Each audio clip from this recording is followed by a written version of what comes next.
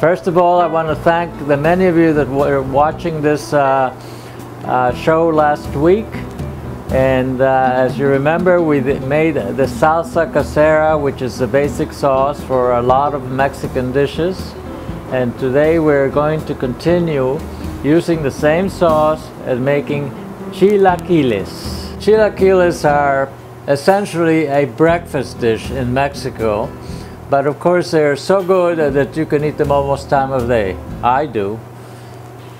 Last week we showed you how to do the salsa casera, and we're going to use the salsa casera, a little bit of water if needed, tortillas, and grated cheese. We use a combination of 3 cheeses, Monterey Jack, cheddar, and mozzarella. However, you can use any kind of cheese that you like. We start with a regular frying pan and start turning on the gas here. Then I'm going to add approximately 1/4 cup of olive oil. I like to use olive oil because it's much healthier for us, or you can use any kind of oil that has unsaturated fat. Just enough to cover the bottom of the pan. We don't need too much.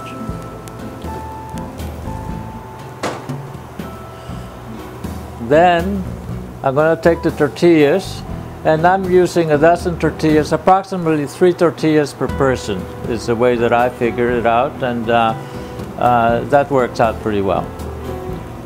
There are 2 ways to do the tortilla. You can just simply cut them out by hand in the smaller pieces, or you can simply just slice them, and if you're going to slice them in strips. Now I'm going to add the tortillas to the hot oil.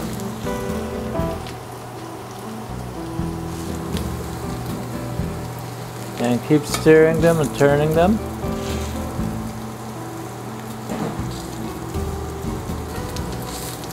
I am turning and tossing the cut tortilla strips in the pan so that they all absorb the oil evenly.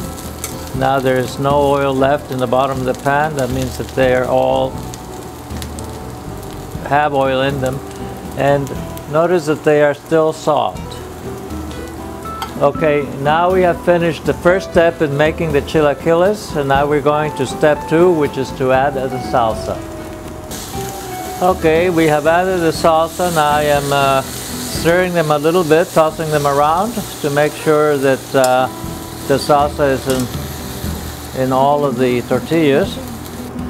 Now that the tortilla strips have absorbed the water and the salsa evenly, I'm going to add the cheese.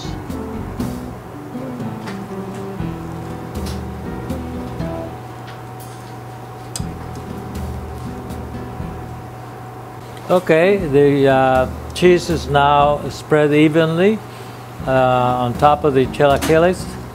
And I'm going to lower the heat to the lowest possible and let it sit for a minute or so the cheese starts melting.